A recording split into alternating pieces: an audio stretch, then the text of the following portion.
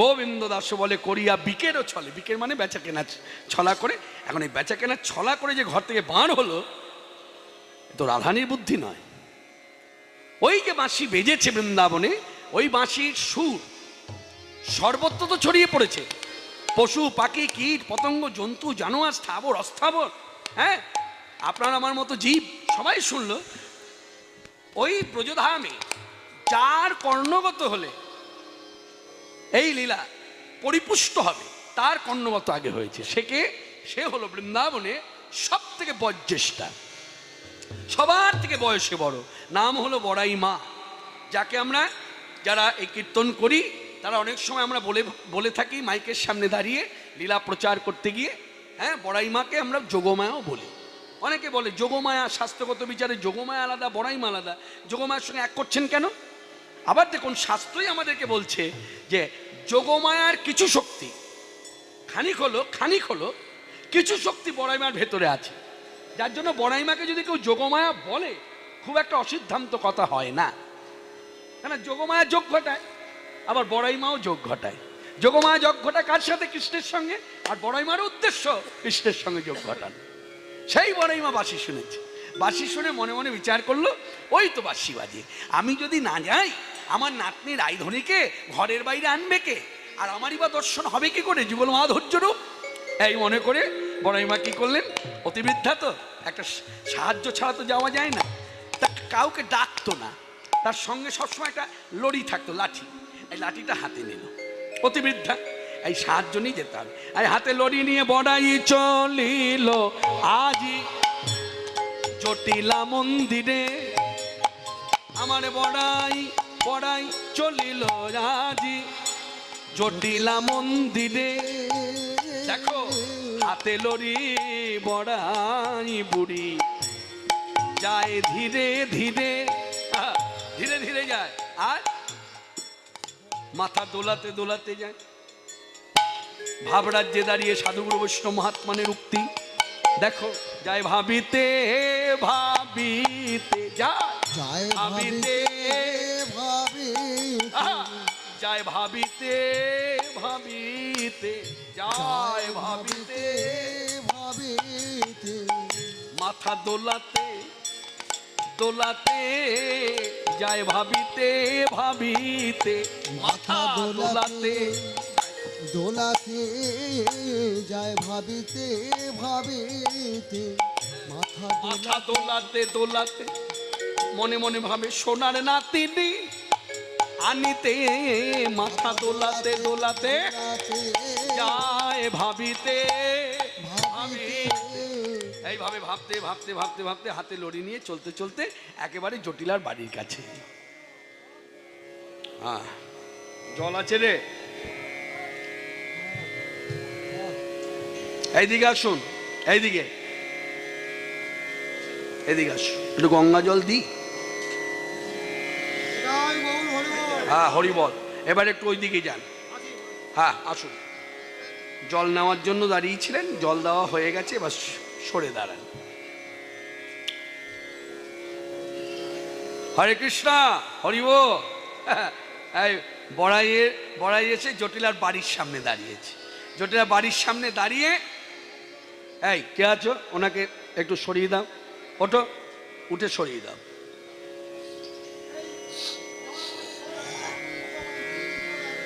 হ্যাঁ ঠিক আছে, এই সরিয়ে দাও, কে আছো বাবা, সরিয়ে দাও তো, ওনাকে একটু সরিয়ে দাও। হ্যাঁ আস্বাদন করুন। এইদিকে হরে কৃষ্ণ। এই বড়াই বুড়ি এই জটিলার বাড়ির কাছে এসে দাঁড়িয়েছে। জটিলার বাড়িতে যেই এসে বাড়ির কুটিরের এই দুয়ারে এসে দাঁড়িয়েছে, জটিলা মা ভেতরে ছিল। চোখের নজরে পড়া মাত্রই আরে বড়াই মা এসো এসো এসো এসো এসো, হ্যাঁ এই এসো এসো বলে বসতে আসন দিয়েছে, বসেছে। বসো বসো বসো। আচ্ছা এই অসময়ে আমাদের বাড়িতে কি মনে করে, যেই বলেছে অসময়, সঙ্গে সঙ্গে বড়াই মা প্রত্যুত্তরে বলছে, মা কিছু মনে নিও না, একটা কথা আমি জিজ্ঞাসা করব, কষ্ট পেও না। বলে বলুন না কি কথা, আপনি সবার থেকে বয়সে বড়, আপনি বলবেন আর আমি কষ্ট পাবে, হতে পারে? বলুন বলুন, আপনার মনে যা জেগেছে বলুন। বলবো তুমি আমাকে প্রশ্ন করলে অসময়ে কেন এলে? আচ্ছা আমি যদি তোমায় প্রশ্ন করি, আচ্ছা তুমি জাতিতে কি, কেন গোয়ালা? কি বললে? গোয়ালা। গোয়ালা। আচ্ছা গোয়ালা জাতি একবার ভেবে দেখো তো, এই যে ঘরে দই, দুধ, ছানা, মাখন, পিঠা, পরমান্ন, এই যে সব কিছু সাজিয়ে রেখেছে ধরে ধরে। হ্যাঁ, আমি তোমাদের প্রশ্ন করতেই পারি, বলি কি ফল অপচয়ে, কি ফল অপচয়ে, হাটে না পাঠায়ে, কি ফল অপচয়ে। তোমরা কেমন গোয়ালার মেয়ে, তোমরা কেমন গোয়ালার মেয়ে, তোমরা কেমন গোয়ালার মেয়ে। মুখে বলছো জাতিতে গোয়ালা, কিন্তু তোমাদের আচরণে তো গোয়ালা বলে মনে হচ্ছে না। যদি গোয়ালা জাতি হবে তাহলে অপচয় করছো কেন? হাটে পাঠাও, বেচা কেনা করা। যেই বলেছে এই কথা তখন জটিলা বলছে, মা কিছু মনে নেবেন না, একটা কথা বলি। আচ্ছা আমাদের বাড়ি থেকে কে যাবে কেন? বাড়িতে দুটো ছেলে। কে, তাই তো ভুল বললাম? দুটো ছেলে তো নাকি তিনটে? কটা ছেলে? জটিলা মায়ের কয় ছেলে? 2 ছেলে। এক ছেলের নাম, বড় ছেলের নাম আয়ান ঘোষ, আর ছোট ছেলের নাম কুদ্দুম্ম ঘোষ। এই ছেলের কি কাজ? এই ছেলের কাজ হলো চাষবাস দেখা। আর বড় ছেলের কি কাজ? বড় ছেলের কাজ হলো কপাট বন্ধ করে মা মা মা। তা যে চাষবাস করে সে হাটে যেতে পারে? ও তো একটা কাজ নিয়ে আছে। তা বড়াই মার প্রত্যুত্তরে বলছে জটিলা মা, আচ্ছা মা আমার ছোট ছেলে কি করবে বলো? মাঠে চাষবাস দেখে ইত্যাদি। বলছি ঠিক আছে, ছোট ছেলের দ্বারা হবে না, বড় ছেলে। বড় ছেলের কথা বলো না, সবসময় মাতৃধ্যানে মগ্ন। ওই ছেলে যদি হাটে যায়, ওই বেচা কেনা করতে বসে কেউ এসে যদি বলে ঘোল কত করে, দই কত করে, জয় মা জয় মা জয় মা বলো দেখি। হয় এখানে একটা মায়ের গান গাই, মায়ের একটা গান গাই। দাও সুর দাও। সুন্দর একটি গান আছে, যে গানটি বঙ্গভূমিতে, বাংলার মাটিতে আপনারা জানবেন আমাদের শ্রদ্ধেয় দাদা, বয়সে অনেকই বড়, তিনি ক্যাসেটের মাধ্যমে প্রচার করেছেন গানটি। তিনি হলেন শ্রদ্ধেয় শ্রীকুমার চট্টোপাধ্যায়। আমি বহুবার সভাতে দাঁড়িয়ে আপনাদের পরিচয় করিয়ে দিয়েছি। তারই পিতা স্বর্গীয় রামকুমার চট্টোপাধ্যায়, আর আমার কীর্তন জগতে যার কাছে আমি আসা যাওয়া করেছি, শিক্ষা নিয়েছি কীর্তনে, সেই স্বর্গীয় কানাইলাল বন্দ্যোপাধ্যায়। আমার প্রথম গুরুদেব হলেন স্বর্গীয় রবীন্দ্রভারতীর অধ্যাপক ছিলেন। পরবর্তীকালে সেটা অনেক পরের দিকের ঘটনা, কিন্তু প্রথম জীবনে তিনি তার হাতের তৈরি, মনে রাখবেন এই দিকে, এই বংশীধারী চক্রবর্তী যার নাম নিলাম, শুনলে অবাক হয়ে যাবেন, এই সব তথ্য চাপা পড়ে আছে, জেনেও অনেকে প্রচার করে না। এই যে আপনারা HMV-তে যার HMV ক্যাসেটের মাধ্যমে যার গান শুনে আপনারা কীর্তন বাংলায় গ্রামগঞ্জে সকলে এক বাক্যে বলেন কি না, কীর্তনে গীতশ্রী যাকে বলা হতো সে কে? কীর্তনে গীতশ্রী কে? কীর্তনে গীতশ্রী কে? ছবি বন্দ্যোপাধ্যায়। এই ছবি বন্দ্যোপাধ্যায়, স্বর্গীয় ছবি বন্দ্যোপাধ্যায় হচ্ছে বংশীধারী চক্রবর্তীর ছাত্রী, তার হাতের তৈরি, তার কাছে আসতো। বলে আপনি জানলেন কি করে? আমি যে ছোটবেলায় ওখানে শিক্ষা নিতাম। বাংলার বুকে যারা কীর্তন করে বেড়ায়, বহু কীর্তনিয়া আমার এই গুরুদেবের কাছে শিক্ষা নিয়েছে। তিনি আজ আমাদের মধ্যে নাই, তিনি ছিলেন স্বর্গীয় রাধারমণ কর্মকারীর ছাত্র, সেই বংশীধারী চক্রবর্তী, রাধারমণ কর্মকারীর ছাত্র ছিলেন। তো এইসব কথা প্রচারের প্রয়োজন, জানানোর প্রয়োজন, ভুলে গেলে হবে না।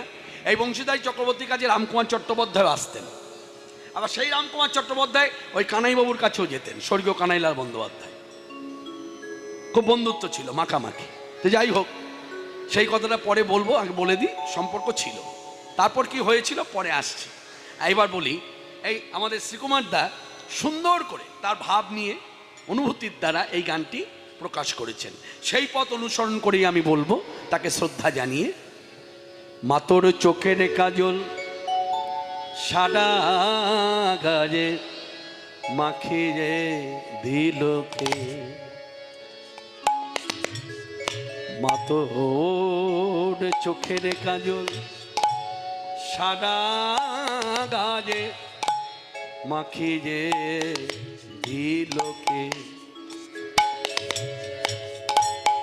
সাজিয়ে দিল শ্মশানে চিতায় সাজিয়ে দিল শ্মশান চিতায়, ভস্য দিল কে? চোখের কাজল সাদা গাজে মাখিয়ে দিল কে? এলো কেশি ঘুরে বেড়াস, এলিয়ে দিজে কেশ মা।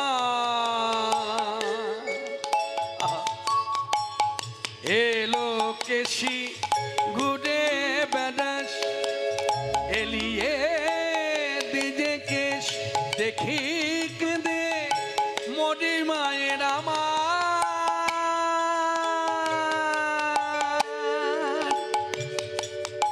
এই যোগী নিবেশ দেখি কেঁদে মরি মায়ের আমার। মা গো, হে মা ব্রহ্মময়ী করাল বদনী মা। মা এলো কেশি ঘুরে বেড়াস, এলিয়ে দিজে কেশ, দেখি কেঁদে মনি মায়ের আমার। এই যোগী নিবেশ কালো রূপে আলো ছটায়, ও তোর কালো রূপে আলো ছটায়, চন্দ্র সূর্য হার মানে হায়। চোখের কাজল সাদা গাজে মাখিয়ে দিল কে? মাতোর চোখের কাজল সাদা গাজে মাখিয়ে দিল কে?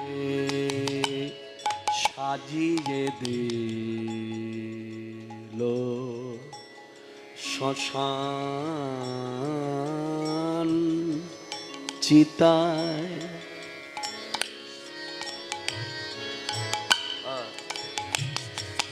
সাজিয়ে দিল শ্মশান চিতায়, ভস্য দিল কে?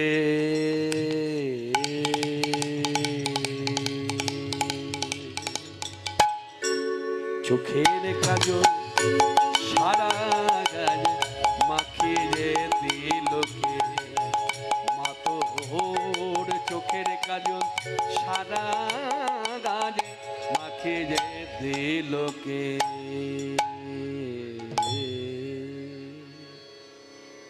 সর্বমঙ্গল মঙ্গলে, সবাই মিলে হাত জোড় করে বলুন। এই মন্ত্রের এমনই মাধুরী, এইদিকে মায়েরা, এই মন্ত্রের এমনই মহিমা, এমন একটা অর্থ জড়িয়ে আছে না। আমরা যারা জানি তারা মিলিয়ে নিন বক্তা ঠিক বলছে কিনা, যারা জানি না তারা মন দিয়ে শুনুন। এই ভারতভূমি, এই দেশটাকে ভক্তিরাজ্যে দাঁড়িয়ে সাধু সন্ত বৈষ্ণব নিষ্ঠাবান ব্রাহ্মণ, গৃহে থাকুক বনে থাকুন ভক্তকুল, তারা বলছেন, আখ্যা দিয়েছেন দেবভূমি ভারতভূমি। কি ভূমি? দেবভূমি ভারতভূমি। মনে রাখবেন, এই একটিমাত্র দেশ যে দেশের মানুষ বিশ্ব শান্তি প্রকল্পে, মানে বিশ্বে যত পৃথিবীর বুকে যত দেশ আছে সব দেশের মঙ্গলার্থে যজ্ঞ করে, এই একমাত্র দেশ। আমি এই দেশ ছাড়া, আমি এইভাবে বলবো, এই দেশ ছাড়া আপনি দেখাতে পারবেন না করগুণে কয়টি দেশে সব দেশের মঙ্গলের জন্য যজ্ঞ করে। এই দেশ হচ্ছে ভারতভূমি, আর সেই দেশে জন্মেছি আমরা। কি গর্ব বলুন তো। ধন্য ভারতভূমি, ধন্য আমাদের জীবন, যে ভারতবর্ষের মানুষ আমরা। আরেকটা কথা বলি, এই ভূমিতে যে আমাদের সনাতন ধর্ম, হ্যাঁ হিন্দু ধর্ম আমরা যে বলবো, সেই হিন্দু ধর্ম নিয়ে আমাদের গর্বটা কোথায় জানেন? এই ধর্মেই একমাত্র মন্ত্রে আছে সবার মঙ্গল কামনা। বাইবেল বলুন, কোরআন বলুন, আরো যে গ্রন্থাদি আছে অন্যান্য ধর্মে, সেই সব গ্রন্থে হয়তো লেখা আছে যে হিংসা করো না, এটা ঠিক, অস্বীকার করা যাবে না। সব ধর্মের একই কথা, হিংসা করো না, অহিংসা পরম ধর্ম, এ কথা সব শাস্ত্রই বলছে, সব গ্রন্থেই বলছে, সব ধর্মেই বলছে, এটা ঠিক।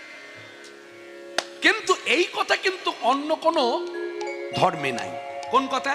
এই দেখুন, এই যে মন্ত্রটা, আপনারা যারা শাক্ত মতে আশ্রিত নিশ্চয়ই খুব আনন্দ হবে শুনে, সর্বমঙ্গল মঙ্গলে, সবার মঙ্গল কামনা। এই দেখুন, আমি আমাকে দিয়ে বলি, আমার কি সবাই মিত্র? এটা ভাবা ভুল। আমার মিত্র যেমন আছে শত্রু আছে, আমার মিত্র যেমন আছে শত্রু আছে। এই তো অনেকে ভাবে যে এই যে সমালোচনা, অনেকে ভাবে এই তোমাকে নিয়ে না সমালোচনা হয়। মনে রাখবেন, সমালোচনা যখন হচ্ছে তখন ভেঙে পড়লে হবে না, তখন আর বেশি আনন্দ করতে হবে যে আমি একটা জায়গায় পৌঁছেছি যার জন্য আমাকে নিয়ে আলোচনা। আমি যদি জায়গা নিতে পারতাম না তাহলে আলোচনাই হতো না, বুঝতে হবে। তা সেই কথা থেকে কথা আসে, এই যে আমি যে কীর্তন করি, আমার কি সবই মিত্র না শত্রু আছে? কিন্তু এই মন্ত্র বললে আমার ভেতরে ভাব থাকুক চাই না থাকুক, মন্ত্রের এমনই মহিমা যে আমার মিত্র তার তো মঙ্গল হবে, আবার শত্রুরও মঙ্গল হবে। যার জন্য বলছে সর্বমঙ্গল মঙ্গলে। অর্থাৎ আপনারা যারা এই মন্ত্র বলছেন, আপনারা মিত্রের মঙ্গল চাইছেন, পরিবারের মঙ্গল চাইছেন, আপনার ওই যেখানে আপনি বসতি করে আছেন তার আশেপাশে যে আপনার শত্রু আছে তারও মঙ্গল কামনা করছে। এমনকি ভারতবর্ষের মানুষ হয়ে আমরা যদি মা দেবী, মা কালীর কাছে বা দুর্গার কাছে, মায়ের কাছে যদি আমরা এই মন্ত্র বলে ভক্তি নিবেদন করি, মায়ের কাছে আমরা প্রার্থনা করছি, মা আমাদের নিকটবর্তী শত্রু হচ্ছে সেই দেশ, কোন দেশ? পাকিস্তান। আর এই মন্ত্র বললে কি হচ্ছে? পাকিস্তানেরও মঙ্গল কামনা করছি। এই মন্ত্রের মধ্যে এমন কোনো কথা লেখা নাই যে মা পাকিস্তান বাদ দিয়ে সবার মঙ্গল। এই মন্ত্র বললে এমনই মহিমা, পাকিস্তানও জড়িয়ে যাচ্ছে। সর্বমঙ্গল মঙ্গলে শিবে সর্বার্থ স্বাধিকে শরণ্যে ত্রম্বকে গৌরী নারায়ণী নমস্তুতে। সৃষ্টি স্থিতি বিনাশানাং সকৃতি ভূতে সনাতনী গুণাশ্রয় গুণময় নারায়ণী নমস্তুতে। শরণাগত দীনার্দ পরিত্রাণ পরায়ণে সর্বেশার্থী হরে দেবী নারায়ণী নমস্তুতে। হবে না, হবে না, দুই ছেলে এই এক ছেলেও তারা হবে না। আচ্ছা বেশ, ছেলেদের কথা বাদ দাও, বাড়ির ছেলেদের হবে না। আচ্ছা তোমার তো একটি মেয়ে আছে, মেয়ে এই শোনো, কিছু মনে নিও না, আমার দুই ছেলে যদিও বা হাটে গেলে বেচা কেনা করতে না পারুক, অন্তত ওদের জন্য হাত নষ্ট হবে না। কিন্তু ওই যে মেয়ের কথা বলছো না, মেয়ে, আমার মেয়ে বড় মুখরা মেয়ে, তারপর ওর চলন বলন, এমন ভঙ্গিমা, এমন ভাবে কথা, হয়তো কিছু একটা বলতে চাইছে সেটা হয়তো ভালো কথা, কিন্তু ভাব ভঙ্গিমাটা এমন, উপস্থাপনাটা এমন করে কথাটা ও দোষ ধরবে, হবেই, ঝগড়া বেঁধে যাবে। অন্যভাবে নেবেন না মায়েরা।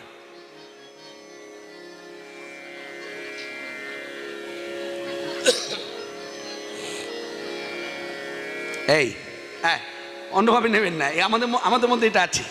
হ্যাঁ, আমি একটি মেয়ে তো এমন আছে। এই দেখ, সত্যি কি সুন্দর দেখতে না?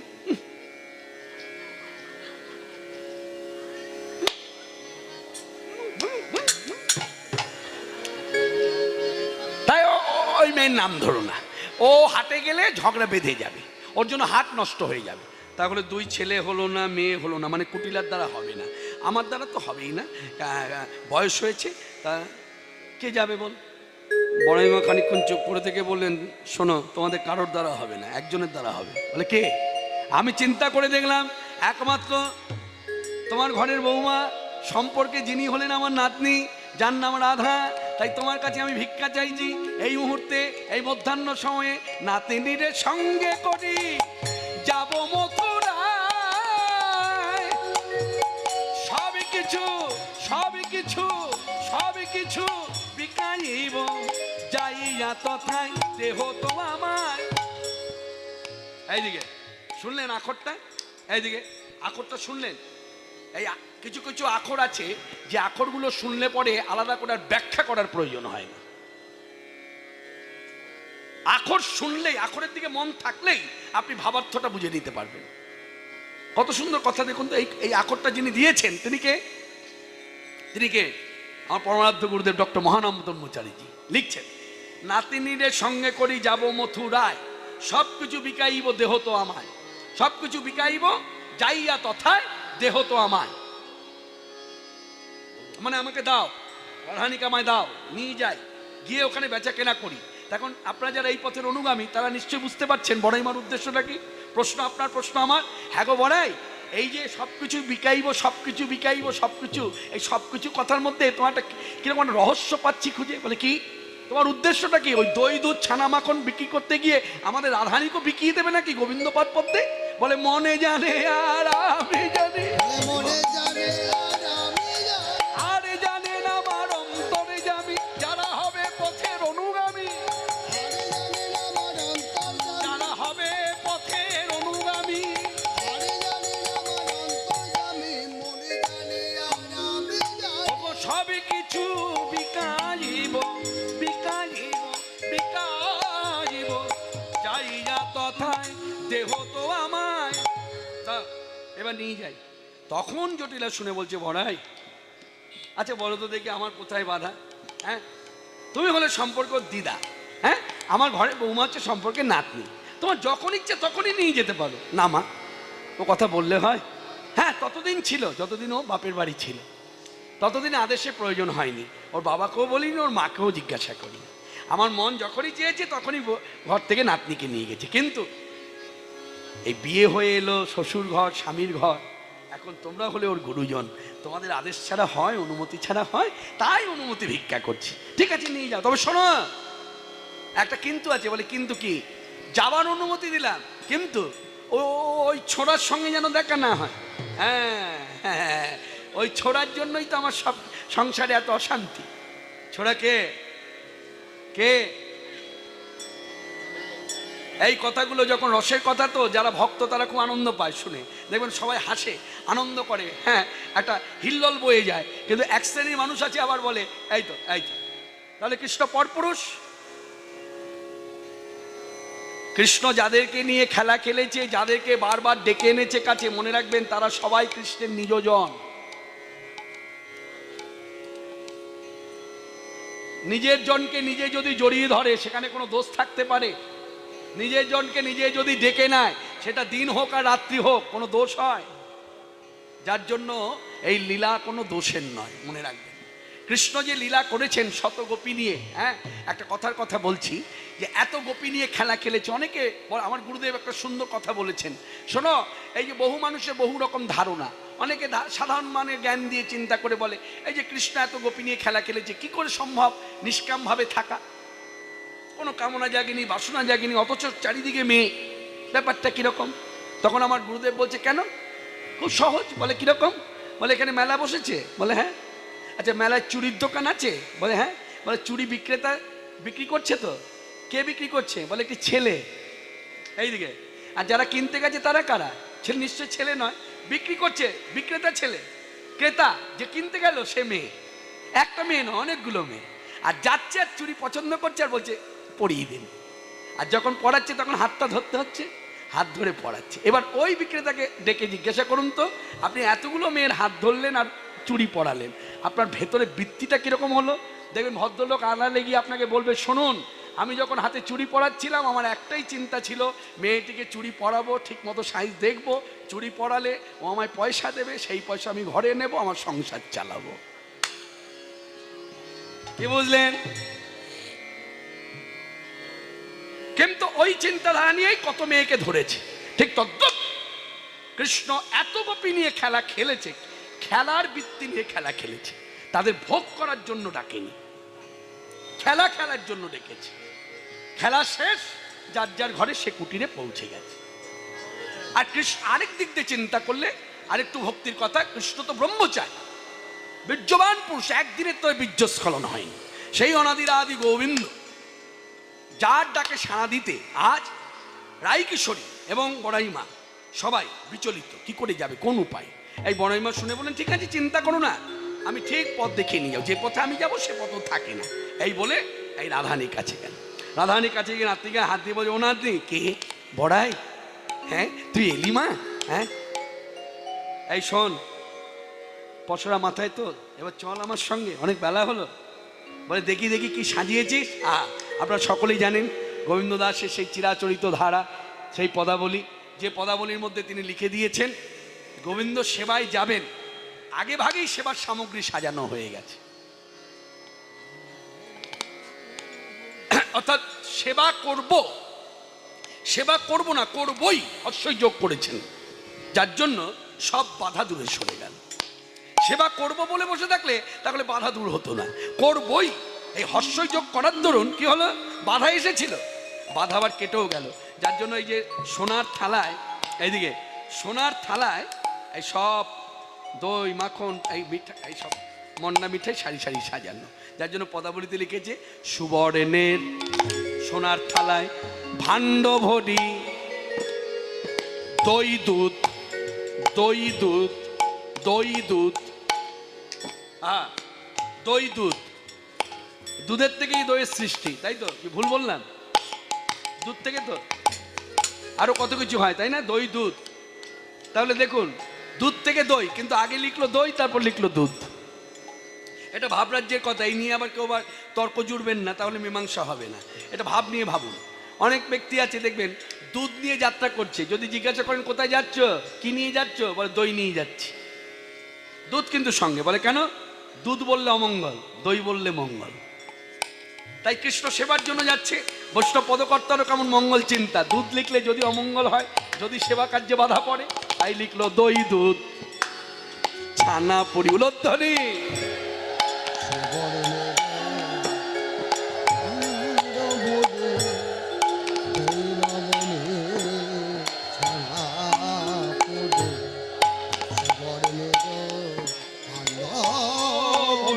কাছে থেকে বল, যদি নবনে ছানা ফুলে সারি সারি পশরা সাজায়, সাজায় সাজায় ধনে, সারি সারি গাও পশরা সাজায়, গাও সাজায় সাজায়, ওগো সারি সারি, সারি সারি পশরা সাজিয়েছে। আবার কি করেছে? বলে তাহাতে ওরা নিডালি বিচিত্র নেতের ফালি, তাহাতে ওরালি ডালি, ওরালি